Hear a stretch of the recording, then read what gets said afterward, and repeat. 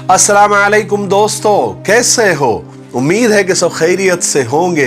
अल्लाह आप लोगों को ऐसे ही खुश रखे। सरकार दो आलम सल्लल्लाहु अलैहि वसल्लम की पूरी जिंदगी पर बनने वाली वीडियो सीरीज जिसका नाम मोहम्मद सब के लिए है, उसका ये 7वां हिस्सा यानी पार्ट 7 है। थोड़ा हम रिकैप कर लेते हैं कि हमने छठे हिस्से में क्या सुना। हमने छठे हिस्से में सुना कि किस तरह दाई हलीमा ने दोबारा हुजूर पाक सल्लल्लाहु अलैहि वसल्लम को हजरत आमिना से इजाजत लेकर दोबारा अपने गांव वापस लेकर आ गई, और फिर एक दिन बकरियां चराते हुए हजरत जिब्राइल अलैहिस्सलाम और कुछ फरिश्ते आए और आप सल्लल्लाहु अलैहि वसल्लम के सीने मुबारक को चाक किया और दिल को निकालकर जमजम से धोकर दोबारा वापस रख दिया। फिर दाई हलीमा ने इस वाक़ये से डर कर और सहम कर कि आगे चलकर कोई ऐसा वाक़या ना हो जाए जिससे मोहम्मद सल्लल्लाहु अलैहि वसल्लम को नुकसान हो, तो बीबी आमिना के पास हुजूर को छोड़ दिया। फिर एक दिन बीबी आमिना अपने ननियाल यानी यसरब गई। यसरब मदीना का पुराना नाम है। वहां पर बीबी आमिना 1 महीना ठहरी और वापसी में एक जगह जिसका नाम अबवा था, जहां बीबी आमिना के शौहर और सरकार दो आलम सल्लल्लाहु अलैहि वसल्लम के वालिद दफन थे, वहां अचानक बीबी आमिना की तबीयत खराब हुई और वहीं पर बीबी आमिना 6 साल की उम्र में हुजूर को छोड़कर इस दुनिया से चली गई और हुजूर 6 साल की उम्र में मुकम्मल यतीम हो गए। चलिए अब आगे सुनते हैं। जब मक्का में यह खबर पहुंची कि बीबी आमिना का इंतकाल हो गया तो मक्का में कोहराम मच गया। जब हुजूर पाक सल्लल्लाहु अलैहि वसल्लम के सर से अपनी मां का साया भी उड़ गया तो उम्मे ऐमन हुजूर को लेकर मक्का आ गई और हुजूर को उनके दादा अब्दुल मुत्तलिब के हवाले करते हुए कहने लगी कि ऐ कुरैश के सरदार, मोहम्मद का अब तुम्हारे सिवा कोई नहीं। अब्दुल मुत्तलिब ने कहा, उम्मे ऐमन, क्या तू ये समझती है कि मैं अब्दुल्ला की निशानी को यूं ही बेहिफाजत और अकेला और तन्हा छोड़ दूंगा? मोहम्मद मेरे दिल का टुकड़ा है, मेरी बूढ़ी और सफेद आंखों की रोशनी है। ये हमजा, अकील, हारिस, अबू लहब, अब्बास ये बेशक मेरे बेटे हैं, मगर रब्बे काबा की कसम मोहम्मद मुझे इन सब से बहुत ज्यादा प्यारा है।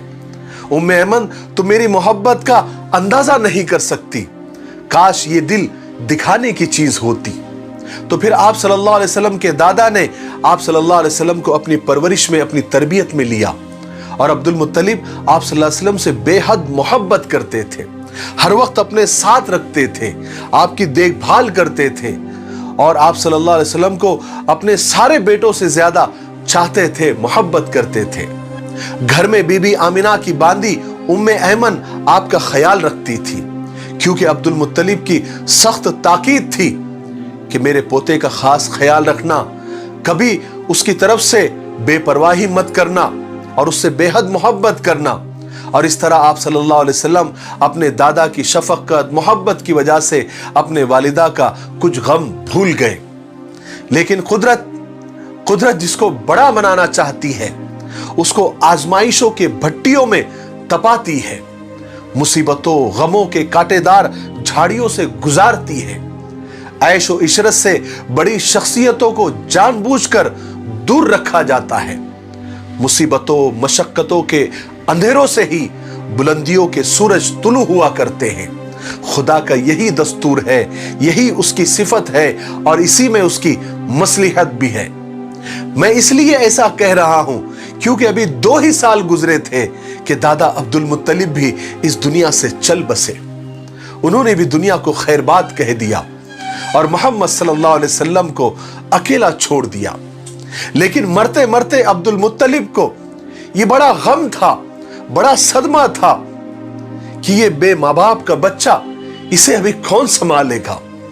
काश मैं कुछ दिन और जिंदा रहता जब तक कि मोहम्मद अपने पैरों पर न खड़ा हो जाता।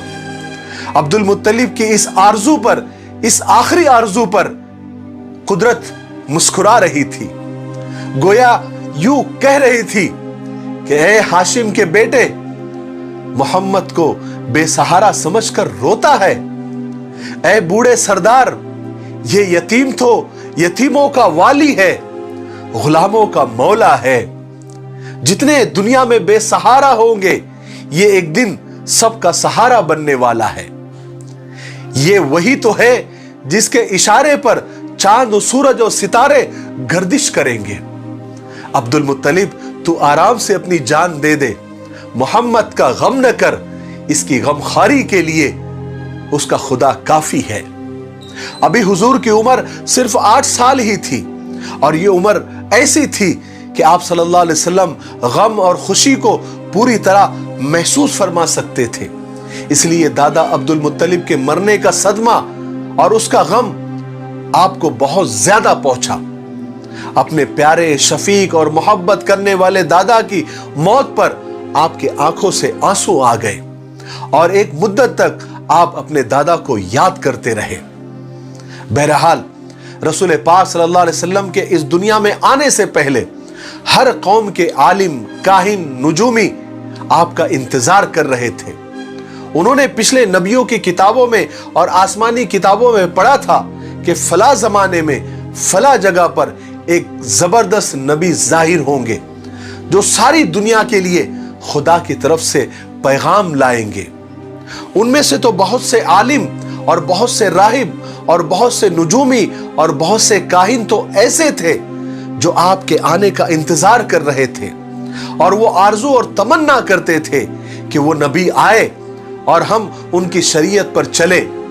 لیکن ان میں سے کچھ کاہن، کچھ نجومی، کچھ عالم ایسے بھی تھے جو آپ کے آنے سے اور آپ کے ظاہر ہونے سے ڈرتے تھے، کیونکہ حضور کے آنے کے بعد تو ان کو کوئی نہیں پوچھے گا، ان کی دکانیں بند ہو جائیں گی، شٹر ڈاؤن ہو جائے گا۔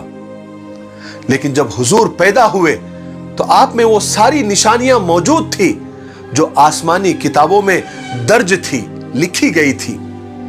اس لیے جب بھی کوئی کاہن یا نجومی یا عالم یا راہب آپ کو دیکھتا تھا تو فوراً پہچان لیتا تھا کہ آپ ہی آخری نبی ہے جن کی خبریں ہم دنیا کو دیتے آئے ہیں۔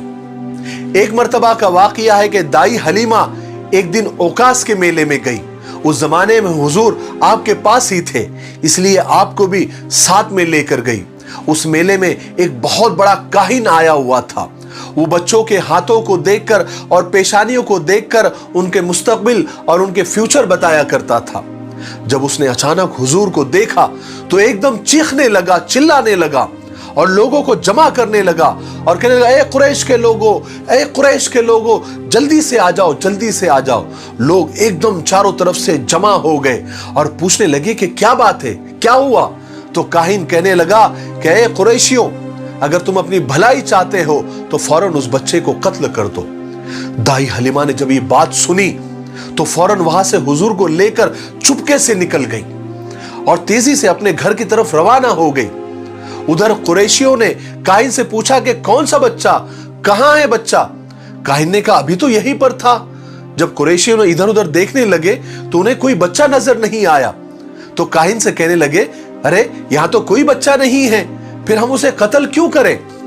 تو کاہن نے کہا کہ ابھی تو نظر نہیں آ رہا ہے، ابھی تو یہیں پر تھا، لیکن میری بات یاد رکھو، تم اسے ڈھونڈو اور اسے قتل کر دو، کیونکہ وہ تمہارے دین اور تمہارے خدا کو مٹا کر رکھ دے گا۔ اسی طرح ایک واقعہ اور ہوا جب حضور پاک صلی اللہ علیہ وسلم عبد المطلب کی تربیت میں تھے تو قبیلہ بنو مدلج کے کچھ لوگ مکہ آئے ہوئے تھے۔ ان لوگوں نے جب حضور کو دیکھا تو سب حیران ہو گئے۔